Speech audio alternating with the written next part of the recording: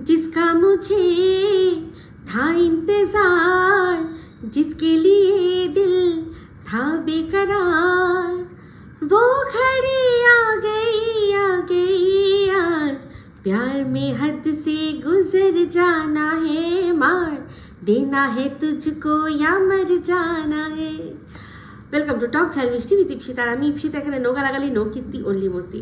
তো আজকে ভিডিও শুরুতে ইন্ট্রোডাকশনে যে গানটা গাইলাম এটা কার জন্য গাইলাম, কেন গাইলাম আমি জানি আপনারা অনেকে জানেন, আর যারা জানেন না তারা আজকের ডেটে দাঁড়িয়ে জেনে যাবেন যে এই গানটা কেন গাইলাম, কারণ মানে কার জন্য গাইলাম। অবশ্যই এই গানটা গাইলাম অশুভ শক্তি তার জন্য।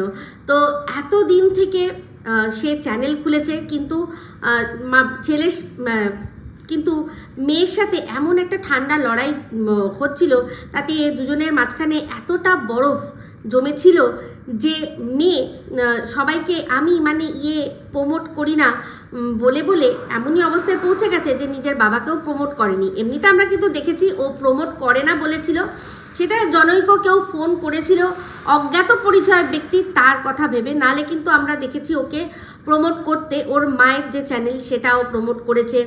তারপর হচ্ছে গিয়ে ওদের এরিয়া একটা চ্যানেল, একজন মহিলা, একজন সে ব্লগ করে, তার চ্যানেল প্রমোট করেছে। সোনায়ের সাথে মিলে একটা চ্যানেল খুলেছিল, সেটাও প্রমোট করেছে। ওটা ওদের দুজনেরই চ্যানেল ছিল যদিও সেরকম, আর করেছে প্রচুর প্রচুর প্রচুর কন্ট্রোভার্সি ক্রিয়েটারদের প্রমোট, যারা কিনা ওর কথায় ওর ইশারায় চলেছে। ও last but not the least, ভুলে গেলে চলবে না, আমাদের বক দাদা মানে বুড়ো ঝিঙে বক, তাকেও কিন্তু টিন প্রমোট করে দিয়েছে। আচ্ছা, করেনি লিস্টের মধ্যে এখন একজনই রয়েছে, সেটা হচ্ছে কে না, ওদের যে ফ্ল্যাট, যার কাছ থেকে ফ্ল্যাট নিল সেই ফ্ল্যাট ওনার, তাদেরকে কিন্তু এখনো অবধি প্রমোট করেনি। চিন্তা নেই, আমার কথাতে তাদেরকেও প্রমোট করে দেবে, কারণ বাবার কথা তো আমি বলে বলে প্রমোটটা করালাম। মানে ওর বাবাকে ওর ভালোবাসার মানুষরা কোনো রকমভাবেই কোনো প্রমোট করেনি, যতটা কিনা আমি প্রমোট করেছি। যেটুকু যা মানে আজকের আগে যেটুকু যা ওনার মানে ভিউজ ছিল, সেটুকু কিন্তু তার মধ্যে অনেকটাই আমার কন্ট্রিবিউশন ছিল। উনি মানবেন কি না মানবেন আমি জানি না। আর এই যে ফোন, সেইটা নিয়েও কিন্তু আমিই বলেছিলাম যে বাবার একটা ফোন জোটাতে পারো না, এত টাকা ইনকাম করছো, নিজে আইফোন ব্যবহার করছো, আর বাবা এরকমভাবে মুখ চুন করে বলছে যে বন্ধুরা খুব প্রবলেমের মধ্যে রয়েছি, আমার ফোনের জন্য আমি ব্লগিং করতে পারছি না।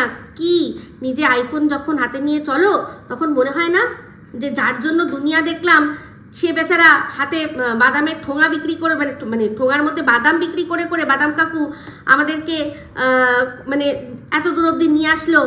তো সেক্ষেত্রে তার হাতে একটা ফোন নেই, এরকম বলেছিলাম আমি, মনে আছে? আর যেদিন আমি ভিডিওটা করেছিলাম সেদিনকে কিন্তু বলেছিলাম অশুভ শক্তিকে যে যদি একটা নতুন ফোন আপনার জোটে বা মেয়ে যদি আপনাকে প্রমোট করে দেয়, তাহলে কিন্তু সামনে মুখে না বলুন, মনে মনে অন্তত একটা থ্যাংক ইউ বলবেন।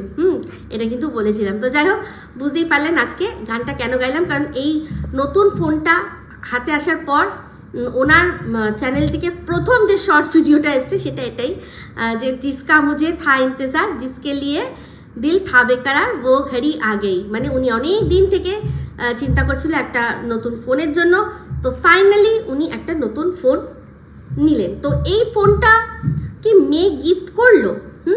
কি মনে হয় আপনাদের? তো আমি ভিডিওটা দেখে যা বুঝেছি সেটা অবশ্যই আপনাদের সাথে শেয়ার করব। তো রোজকার মতো টিন দাঁত বার করে ছাদ থেকেই শুরু করলো ব্লগ দিয়ে, গুড মর্নিং বললো, দিয়ে ব্লগটা শুরু করলো করে বললো যে আজকে বাপি আসবে, আজকে বাপি আসবে অনেক দিন পর, কারণ হচ্ছে গিয়ে একটু দরকার আছে, এরকমভাবে বললো। তো তারপর রান্নাবান্না দেখালো হচ্ছে গিয়ে। তো যাই হোক, আজকে ব্লগের শুরুতেই আগে বলে দিল যে রান্নাবান্না কি হবে। তো তার মধ্যে বৌদি বলল যে পুঁই শাক কাটছিল, আর সব পুঁই শাকের জন্য যা যা সরঞ্জাম লাগে সেগুলো কাটা হয়ে গেছে, শুধু পুঁই শাকটা কাটা বাকি রয়েছে। পুঁই শাকটা কাটলেই আর কি রান্নাটা বসানো হবে। তার সাথে হবে ডালের বড়া। তো ডালের বড়ার মধ্যে আবার ডালটা বাটার সময় তার মধ্যে কালো জিরে কে দেয় ভাই আমি দেখিনি। হ্যাঁ, ডাল বেটে নিয়ে তারপর তার ওপরে কালো জিরে ছড়িয়ে হয়তো দেয়। তো কালো জিরেটা সাধারণত ছড়ায় তখনই ওই যখন ডাল বাটা দিয়ে ধোকার ডালনা যখন করে, তখন কিন্তু হালকা একটু কালো জিরে, সেটা ওই হিং কালো জিরে একসাথে ফোড়ন দিয়ে তারপর ওই ডাল বাটাটা একসাথে কড়াইতে নাড়াঘাটা করে শুকিয়ে জলটুকু থালার মধ্যে তেল মাখিয়ে ওটা লেপে দেয়, তারপর সেখান থেকে ধোকা কাটে। তো তার মধ্যে আমি দেখেছি যে তার মধ্যে আদা কাঁচা লঙ্কা বাটাও পড়ে, কিন্তু এই রকমভাবে ডাল বাটার মধ্যে বাপের জন্মে প্রথম দেখলাম যে কালো জিরে দিয়েছে। তো যাই হোক, কালো জিরে খারাপ লাগবে না, মুসুর ডাল আর কালো জিরে তো হিট একটা কম্বিনেশন। তো আজকে রান্না হচ্ছে দেখলাম উচ্ছে দিয়ে ডাল। তো আবার জিজ্ঞাসা করলো, কিরে উচ্ছে দিয়ে ডাল হচ্ছে, মটর ডাল চলবে তো? টিন বলছে হ্যাঁ হ্যাঁ চলবে চলবে চলবে চলবে, অনেকদিন খাইনি না। এই উচ্ছে করলার জ্বালায় তো ও পুরো জ্বলে যাচ্ছিল, মানে ওর শরীরের যত মিষ্টতা সব তো মনে হয় উচ্ছেতে আর করলাতেই খেয়ে নিয়েছিল। মানে এমন একটা ভাব করতো যে যেন মানে 365 দিনের মধ্যে 300 দিনেরও বেশি মনে হয় শুধু পটল সাইটিং মাছই খায়, তার সাথে তাছাড়া কি, তার সাথে এই যে মাছের ঝোলটা আবার হয় কি দিয়ে, উচ্ছে করলা দিয়ে। তো আমরা ওদের ব্লগ যারা প্রথম থেকে অনেক দিন ধরে দেখছি, আমরা সবাই জানি যে যখন চরম গরম পড়তো তখনই হয়তো মাঝে মাঝে একবার ওই উচ্ছে দিয়ে মাছের ঝোল হতো। তাও কার জন্য না, বাড়ির যে কর্তা মানে মেসোমশাই উনি ভালোবাসেন তাই জন্য তার স্ত্রী করে দিতেন। তাতে কিন্তু ওদের কোনো অভাব হতো না, টিনের সবচেয়ে পছন্দের যেটা ও শখ করে খায় যেটা কিনা হচ্ছে টক দই। ও কিন্তু তখন ওর জন্য, ও যদি ওই মাছ না খাবে তো ওর জন্য সন্দীপ মানে বেশি করে টক দই এনে দিত। আর আমরা জানি এতদিনে আমরা যারা ওর ভিডিওগুলো চোখ কান খোলা রেখে দেখি, তারা আমরা জানি যে টিন দইটা ভালোবেসে খায় নাকি ওর যে দালালরা আছে, দালাল কাম এজেন্টরা যেরকম বলে যে আরে মেয়েটাকে কি কষ্ট করে শুধু দই দিয়ে খেতে হয়, এরকমভাবে যেদিন বলেছিল সে তারপরে 2 দিন পরে ব্লগেই ও বলে দিয়েছিল যে আমার জন্য বাপি টক দই নিয়ে এসছে, আর কারণ আমি টক দইটা খুব ভালোবেসে খাই, আমি এটা জোর করে কেউ আমাকে চাপিয়ে দেয় না। তাহলে বুঝতে পারছেন। তো যাই হোক, উচ্ছের কথায় চলে আসি। তো অনেকদিন খাইনি, তো সে তাতে বললো যে হ্যাঁ হ্যাঁ চলবে চলবে চলবে। আর তাছাড়া কি করলো, তারপর বললো মা রান্না করতে করতে, মানে রান্না করতে করতে এসে বসে পড়েছে, নাকি মাথা ঘুরছে। এতটা রাস্তা, এই যে হাসনাবাদ থেকে কৃষ্ণনগর, সেই কৃষ্ণনগর থেকে আরও তারপর এই কি যেন বলে রানাঘাট ফানাঘাট হ্যানা ত্যানা হোলডুকডুক করে যেদিন আসলো, একবারও দেখেছিলেন যে ওনার মাথা ঘুরছে বলেছে? একবারও মাথা ঘুরেছে ওনার? না। ঘোরা মানে একটা রিলস, বাপরে বাপ, সে রিলস করছে, মাথা ঘোরার কোনো সিনই নেই। শুধু রান্নাঘরে গেলেই ওনার মাথা ঘুরে, ওনার অটোমেটিক্যালি মাথা বনবন করে ঘুরতে থাকে। তো যাই হোক, সেখানে মানে রান্না শুরুয়াত জাস্ট করেছে, আমার মনে হয় শুধু ডালটুকু উনি করে কড়াইয়ের মধ্যে ওই পুঁই শাকটাকে কোনো মতে ছেড়ে মাথা ঘুরে গেছে বলে উনি বসে পড়েছে। মানে অ্যাকচুয়ালি কি, ততক্ষণ একটুখানি রিলসগুলো দেখি যেগুলো করে এসছে, মানে যেদিন ওরা গেছিল কৃষ্ণনগরে সেই দিনকেই কিন্তু সবকটা রিলস ছাড়েনি, যে কটা রিলস করেছে সব মনে হয় ড্রাফট করে রেখে দেয় আর প্রাইভেট করে রেখে দেয়, আর সব বসে বসে তারপর পাবলিক করে। তো ওই পাবলিক করবে বলেই, কারণ আমি যে টাইমটা মিলিয়ে দেখলাম তাতে বুঝলাম যে ওই জন্যই ওনার মাথা ঘুরছে। কারণ এতদিনে মানে এই যে ভিডিওটা যখন হচ্ছে ততক্ষণে আমরা সবাই জেনে গেছি যে ওরা মাদ্রাসার গেছে, কে গেছে, কি জন্য গেছে, সমস্ত আলোচনা হয়ে গেছে। এবার আর এইগুলোকে জমিয়ে রেখে লাভ নেই। তো উনি তো ওই দিন প্রথমেই একদিন যেটা একটা দিয়ে দিয়েছিলেন, এবার সেটা ভুল করে দিয়েছিলেন নাকি ইচ্ছা করে দিয়েছেন ভগবান জানে। মানে টিনের ব্লগ আসার আগেই কিন্তু ওনার ভিডিও দেখে আমরা বুঝতেই পেরে গেছিলাম যে টিনরা মাদ্রাসাতে গেছে। আর বাদবাকি তো আরও অনেক সূত্রে খবর এসছে, আমি যেটা আর কি ভিডিওর মধ্যে আছে ইউটিউবের মধ্যে থেকে সেগুলোটাই ধরে বলছি, সেই সূত্র ধরেই বলছি যে টিনের ব্লগ আসার আগে ওর মায়ের ব্লগে আমরা দেখে নিয়েছিলাম যে ওরা মাদ্রাসাট গেছে। যারা মাদ্রাসাট মোটামুটি চেনে তারা এক চোখে দেখে চিনে নেবে। আর ওখানে যে পরিমাণে ফুড ব্লগিং হয়েছে, মাদ্রাসার চেনে না এরকম কোনো মানুষ নেই, আমি না গিয়েই তো পুঙ্খানুপুঙ্খ চিনি। তো যাই হোক, যেটা বলছিলাম, তোর মায়ের জাস্ট পুঁই শাকটাকে কড়াইয়ের মধ্যে ল্যান্ড করিয়েই সঙ্গে সঙ্গে ওর মাথা ওনার ঘুরতে গেছে, ঘুরে বসে পড়েছে। বলে এবার টিনকে বলছে নে যা তুই কর, ততক্ষণ আমি বরং এই যে কটা করে রেখেছি ভিডিও সেগুলোকে আমি বরং পাবলিক করি বসে। এই হচ্ছে ওনার সংসার করার ছিরি। তো যাই হোক, ভালো কথা। টিন গিয়ে তারপর টেক ওভার করলো রান্নাঘরে টেক ওভার করে ও করে নিল পুঁই শাকটা আর হচ্ছে ডালের বড়া। তো তার মধ্যেই দেখলাম যে বাপি এই যে এসে গেছে অশুভ শক্তি ব্লগ, সঙ্গে থাকুন দেখতে থাকুন বলে ওর বাপি যেরকম আর কি বলে, বন্ধুগণ বলে যেরকম বলে, টিন সেরকমভাবে বলার চেষ্টা করলো। আর দিয়ে কি হাসি, সে যে মানে কি পৈশাচিক হাসি, কি বলবো। কে বলবে যার ছেলের জন্য এতটা দুঃখ যে কিনা আগের দিনই কৃষ্ণনগর, রানাঘাট, হিল্লি, দিল্লি, ঝিল্লি সব ঘুরে এসছে ছেলের কষ্টে, তার ওই হাসি দেখে বুঝবে কি কোনো মানুষ, বুঝতে পারবে কি করে যে তার সন্তানের জন্য তার কতটা কষ্ট হচ্ছে? কি করে দেখে বুঝবে? কেউ দেখে বোঝারই উপায় নেই। তো যাই হোক, করে একটা হাসি দিল। তো হেসে তারপর বললো যে আমি আগের থেকে ঠিক করে রেখেছিলাম, বাপিতেই আসবে, আমি এই ডায়লগটাই চিপকে দেবো বাপিকে। হ্যাঁ, তো ওর মাও দেখলে হি করে হাসলো। তো যাই হোক, উনি আসলেন, এসে বললেন এই তো হ্যাঁ এসে গেছি, কি যেন অশুভ শক্তি ব্লগে দরজা খোলা আছে, এরকম কোন একটা ডায়লগ উনি মনে হয় সবসময় দেন। তো যাই হোক, তারপর খাওয়া দাওয়া যেরকম হলো, তার আগে একটা জিনিস হলো, সেটা হচ্ছে বড়া ভাজা। বড়া ভাজাটা কিন্তু আজকে আমাদের দেখিয়ে দিল যে শুধু শিলা দেবী ডাইরেক্ট চামচ থেকে বড়া ভাজতে পারে না, ও পারে। ওখানে 5-5টা বছর সংসার করেছে, তখন সেখানেই তো কি হয়েছে, এখন ইউটিউব দেখে ও ওই রকমভাবে বড়া ভাজতে শিখে গেছে। কারণ ওই যেদিন চামচ দিয়ে ডাইরেক্ট এরকমভাবে হাত না লাগিয়ে বড়া ভাজছিল, সন্দীপ পাশ থেকে বলেছিল বাহ দারুণ টেকনিক তো, আর ডাইরেক্ট চামচ দিয়ে দিচ্ছ। ওর মা বলেছিল তো ওইটা কিন্তু ও ভালো করে দেখেছে, দেখে বলেছে শুধু তোমার মাই পারে না গো, আমিও পারি। হ্যাঁ পারি, হ্যাঁ সেটা একটা আলাদা ব্যাপার। যদি হাতে কলমে তখন বসে শিখতাম তাহলে একটা আলাদা বিষয় হতো, তাহলে তো আরও ভালো প্রো ম্যাক্স হয়ে যেতাম। কিন্তু তাতে কি হয়েছে, আমি এখন ইউটিউবের ক্যামেরার থ্রু দিয়ে ওনার কাছ থেকে রান্না শিখবো, আর তোমাকে মাঝে মাঝে দেখিয়ে খোঁচা দেবো যে দেখো আমিও পারি।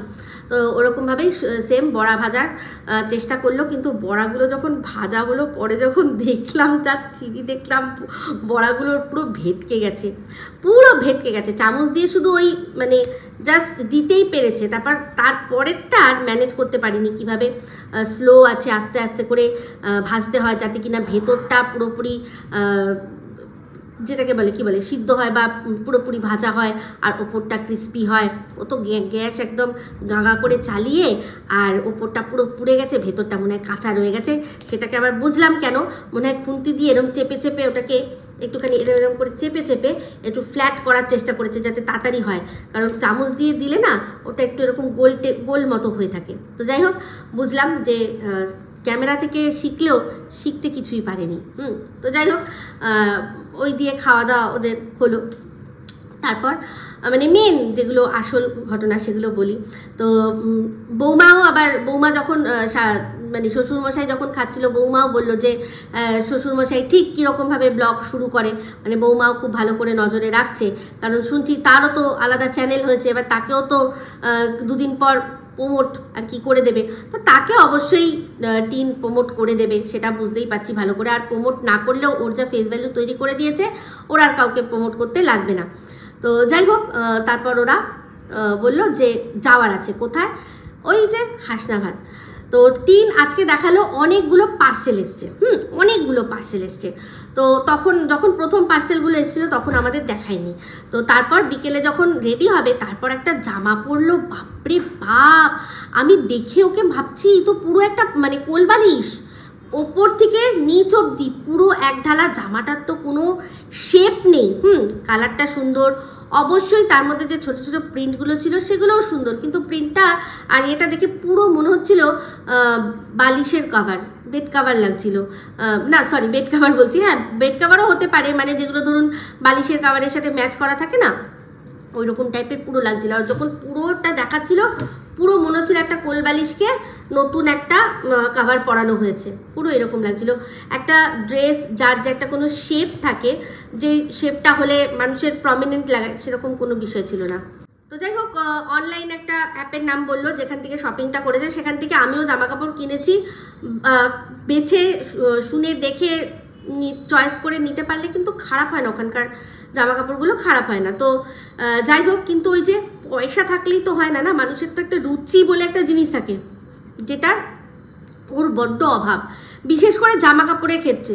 সন্দীপ এই জন্যই ওকে বলতো যে এত, ও তো অনেকের ব্লগ দেখতো, অবভিয়াসলি ওরা যেহেতু ডেলি ব্লগ করতো, তো ওরই মতো আরও অনেকে যারা ডেলি ব্লগ করে তাদের ব্লগ নিশ্চয়ই টিনও দেখতো, সাথে সন্দীপও দেখতো। সেখানে সন্দীপ হয়তো বলেছিল, বা আশেপাশে যখন রাস্তা দিয়ে বেরোতো কোনো মেয়েকে কোনো ড্রেস পরতে দেখলে তখন বলতো যে এই যে দেখো এই কীরকম ড্রেস পরেছে, তুমি এরকম পরতে পারো না, তোমার ড্রেসিং সেন্স একদম ভালো না। কথাটা এরকমভাবে বলেনি, কিন্তু এটা বুঝিয়ে দিয়েছে যে তুমি যে জামা কাপড়গুলো পরো সেগুলো তোমার পছন্দ একদম ভালো না। যেগুলো সন্দীপ পছন্দ করে তাও দিত, সেইগুলো তাও দেখার মতো ছিল না, মানে দেখনে লায়ক থা নেই। তো ও যেগুলো পছন্দ করে কিন্তু না, মানে কিছু বলার নেই। তো যাই হোক, এই যখন এইভাবে বললাম আমার হঠাৎ মনে পড়ে গেল যে সন্দীপ কিন্তু বাড়িতে টাকার গাছ লাগিয়েছে। ওরে বাবারে, সন্দীপও দেখলাম টাকার গাছ লাগিয়েছে, খুব ভাল লাগলো।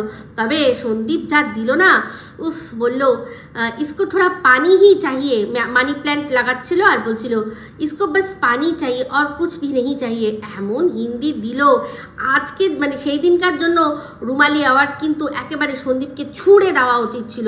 তবে হেভি বলেছে, কি বলবো, রুমালি ফেল, হেভি বলেছে সন্দীপ, হেভি স্টাইল করে বলছিল, সুন্দর লাগছিল। আর মানি প্ল্যান্টগুলো খুব সুন্দর, ওই যে কি যেন বলে, যে পটটার মধ্যে লাগিয়েছে না, দেখতে ভীষণ সুন্দর লাগছিল।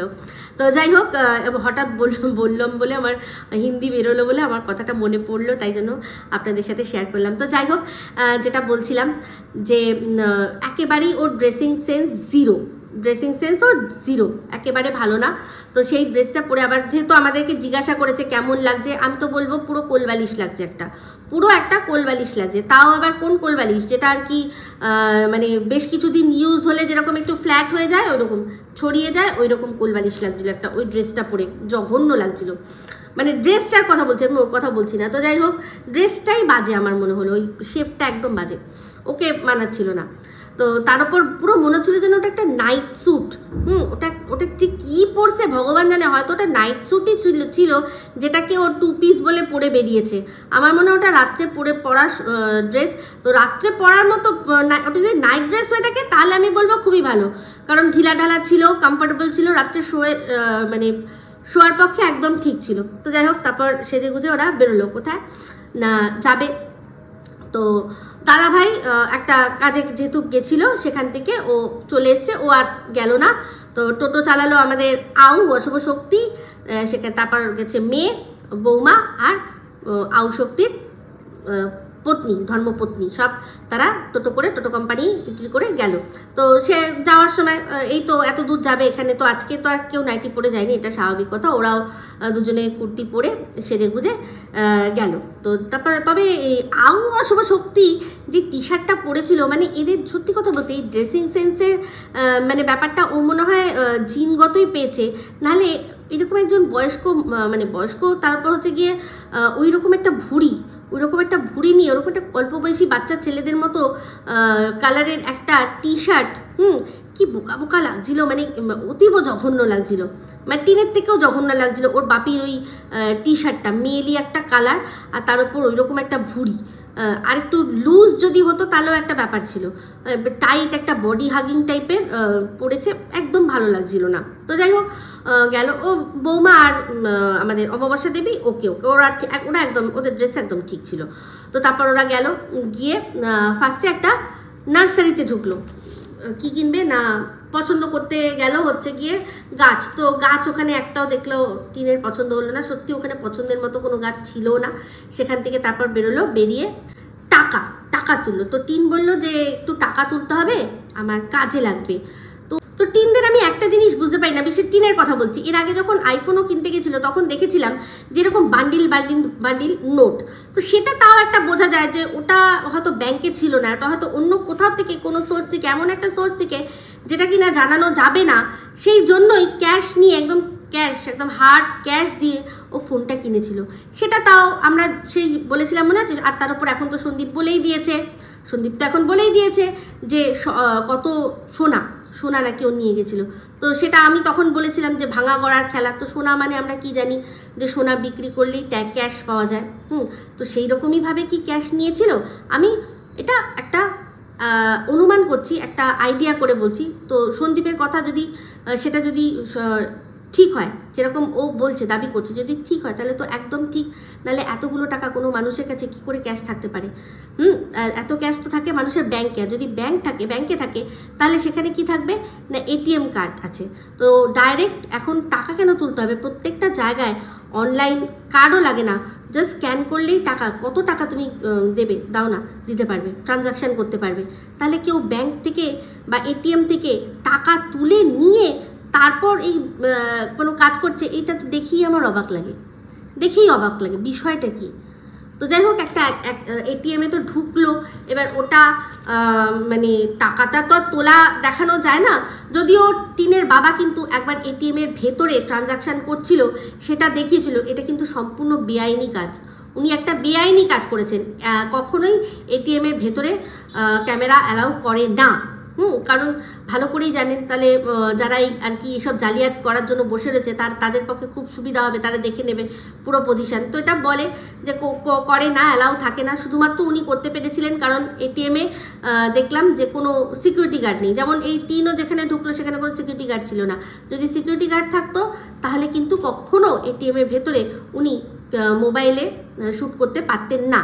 তো যাই হোক, টিন ভেতরে ঢুকলো, এবার ভেতরে ঢুকে সেখান থেকে টাকা বার করে দেখালো। এবার সেটা অন্য কোথাও থেকে টাকা নাকি এটিএম থেকেই বার করলো, সেটা তো ওই জানে একমাত্র, সেটা আমাদের জানার কোনো প্রশ্নও নেই, আমাদের কোনো আইডিয়াও নেই। তো যাই হোক, সেখানে আমার শুধু একটাই বক্তব্য যে ব্যাংকে টাকা থাকবে, সেখান থেকে স্ক্যান করে বা কার্ড পাঞ্চ করে আমি খরচা করব।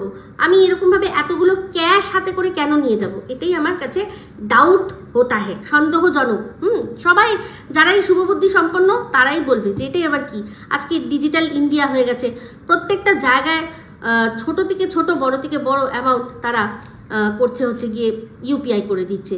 তাহলে সেটার ক্ষেত্রে মানুষকে ক্যাশ তুলতে হবে? তো যাই হোক, ওরা তো আলাদাই লেভেলে।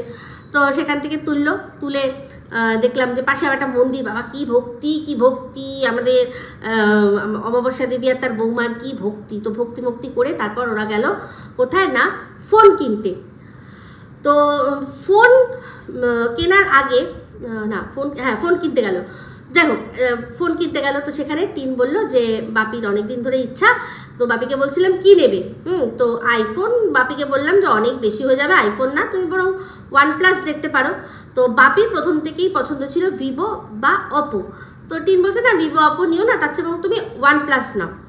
OnePlus নাও, OnePlusটা ভালো, আইফোন অত দূর যেও না। তোর বাপি দেখলাম এটা ওটা দেখছিল। তো পরবর্তীকালে আমাদেরকে বলল যে অপো কিনেছে। তো যাই হোক, এবার আসি প্রশ্নে যে এই ফোনটা কি টিন তার বাপিকে গিফট করলো? আমার যতদূর মনে হচ্ছে না, কারণ ওপরে যখন গেছিল, যখন বাপি ফোনের সেকশানে, তখন দেখলাম যে উনি বসেছিলেন আর সামনে যে আর কি বাজাজ ফিনান্সে, সে ওর বাপির ফটো তুললো। তো টিন বলল যে আমিও বাজাজ ফিনান্সে কিছু জিনিস কিনতে চাই, তার মধ্যে কি মেন হচ্ছে গিয়ে গ্যাস ওভেন, একটা ওভেন কিনতে চায়। তো কিনে নিয়েছে হয়তো, আমাদেরকে তখনও দেখালো না, কারণ ও বললো যে ওখান থেকে আমিও আমার ঘরের জন্য বেশ কিছু জিনিসপত্র কিনেছি, তো এখন দেখাচ্ছি না, পরে দেখাবো, তো যখন দেখাবে তখন বুঝবো। কিন্তু যেহেতু ও কি দেখছিল হচ্ছে গ্যাস ওভেন আর বলছিল প্রয়োজন গ্যাস ওভেন, তাই জন্য আমার মনে হয় ও গ্যাস ওভেনটা নিয়েছে। তো এই জন্যই হয়তো ও টাকাটা তুলছিল, যে ওর জিনিসগুলোর জন্য যেটুকু যা লাগে সেটুকু ও দিয়ে দেবে। আর আমার মনে হলো ওর বাবা মনে হয় ফাইন্যান্সেই এই ফোনটা নিয়েছে, কারণ ওনাকে দেখলাম ছবি তুললো, যে ছেলেটি ছিল যে লিখছিল সে দেখলাম ওর বাবার একটা ছবি নিল। তো তাতেই বুঝলাম যে ওনার নামেই হয়তো ফাইন্যান্স হয়ে হবেই, অসুবিধা নেই, ফাইন্যান্স হয়ে ফোনটা উনি নিজেই নিজের পয়সায় কিনেছেন ইএমআইতে। তো এখানে মেয়ে আর কি গিফট করলো বাবাকে, বিশাল বড় অ্যাচিভমেন্ট যে আমার মেয়ে ইনকাম করে আমাকে ফোন গিফট করছে, এই রকম কোনো ব্যাপার আমার কিন্তু মনে হলো না। যদিও ওরা পরিষ্কারভাবে পরিচ্ছন্নভাবে কিছু বলেনি, ফোনটার দাম কত, ফোনটা যেহেতু মডেল নাম্বার বলে দিয়েছে, দাম বার করতে 2 মিনিট সময় লাগবে না, ওরাও ভালো করে জানে। তো সেই জন্য কিন্তু ফোনটা এই বাপি নিল টিন কিন্তু বারবার বলেছে। যেমন কিনা ফ্ল্যাট প্রথমে আমাদের বলেছিল ফ্ল্যাট, ও নিজের জন্য ফ্ল্যাট কিনেছি, ও কিন্তু ফ্ল্যাট কিনেছি বলেছে।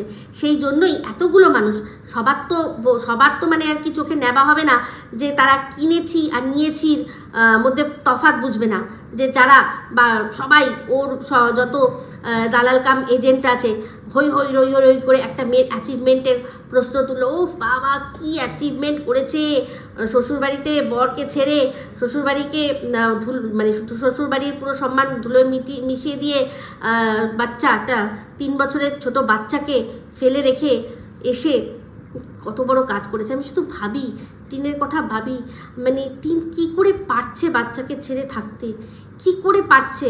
আজকে আমি এত ভালোভাবে এই জিনিসটা বুঝতে পারছি, তার কারণটা অবশ্যই আপনারা আমার ব্লগ চ্যানেল যারা দেখেন তারা জানেন, না যারা দেখেন না তারা অবশ্যই দেখবেন, তাহলে বুঝতে পারবেন।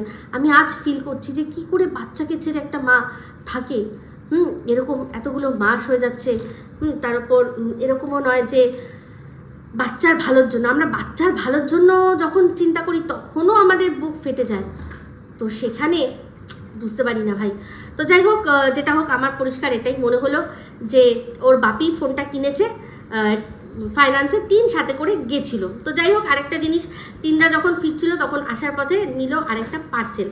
চিন্তা করে দেখুন, বললো প্রমোশন আছে, সেই প্রমোশনের আমাদেরকে পার্সেল নিতে হবে, আমাকে পার্সেল নিতে হবে। কোথায় যেতে হবে না, টাকিতে যেতে হবে। তো আমি শুনেছিলাম যে টাকিতে না, তো হাসনাবাদে শুনেছিলাম এই সোনাইয়ের দোকান ছিল। কিন্তু আজকে দেখলাম ওরা যেখান থেকে পার্সেলটা কালেক্ট করলো সেটা কিন্তু একটা অন্যই জায়গা। তো চিন্তা করে দেখুন, ও এতগুলো জিনিসপত্র কিনলো, প্রত্যেকটা কিন্তু ওর বাড়িতে এসে ডেলিভারি দিল। তাহলে এই প্রমোশনের জিনিসটাই কেন ওকে এক জায়গা থেকে নিয়ে আসতে হলো? আবার বলল যে ওই দাদাভাই বলেছে যে আজকে আমি যেতে পারবো না, সেই জন্য তুমি এসে কালেক্ট করে নাও।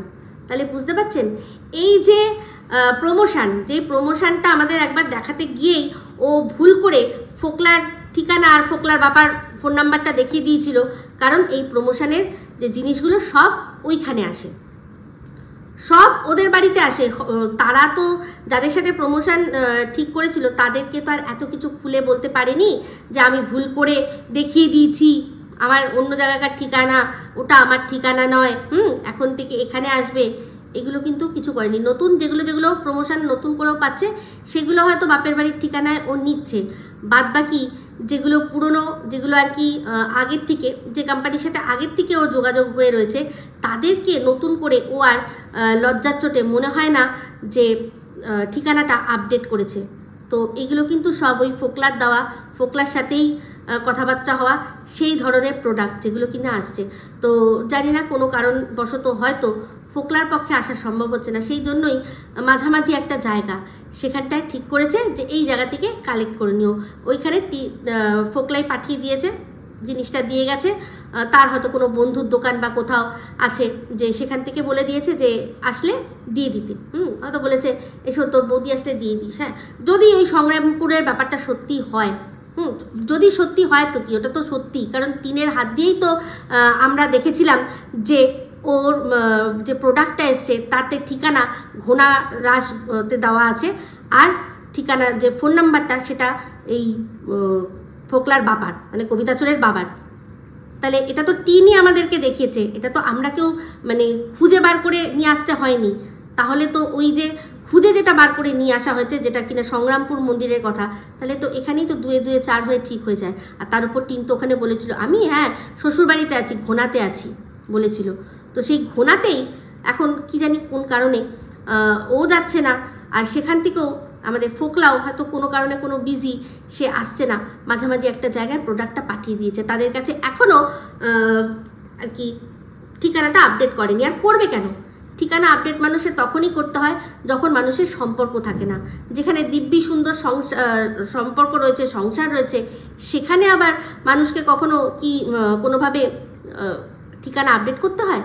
তো এটাই হচ্ছে ব্যাপার, যে হাজার হাজার জিনিস যেগুলো কিনা কিনছে সেগুলো বাড়ির ঠিকানায় চলে আসছে, শুধুমাত্র প্রোডাক্টটাই ওকে নিতে আনতে যেতে হচ্ছে টাকিতে। তো টাকি মুখে বললো, কোথা থেকে এনেছে ওই জানে, ওরকমভাবে তো জানা সম্ভব নয়। তবে এটুকু পরিষ্কার বুঝতে পারছি যে এই প্রোডাক্টটা ফোকলার বাড়িতে এসেছিলো, যেই ঠিকানাটা ওই এক সময় আপডেট করেছিল, তো সেখানেই এসেছিলো, সেখান থেকে আবার মাঝামাঝি জায়গায় দিয়েছে যেখান থেকে টিন কালেক্ট করে নিয়েছে। তো দেখলাম সেটা কি, ওই যে একটা তেল, মাথা হেভি চুল হয়, তো দেখা যাক ভালো লোককে দিয়েছে। টিনের তো চুলের অবস্থা খুবই খারাপ, তো আমাদের ওয়াইটিটা এর চেয়েও আরও ভালো ভালো লোক আছে এই তেল আর কি প্রমোট করার জন্য। তো যাই হোক, দেখি টিনের মাথায় চুল গজায় কিনা। ওর তো চুল খুব হালকা হয়েছিল, ওর তো মানে খোপাটা দেখলেও মানে খুব কষ্ট হয়।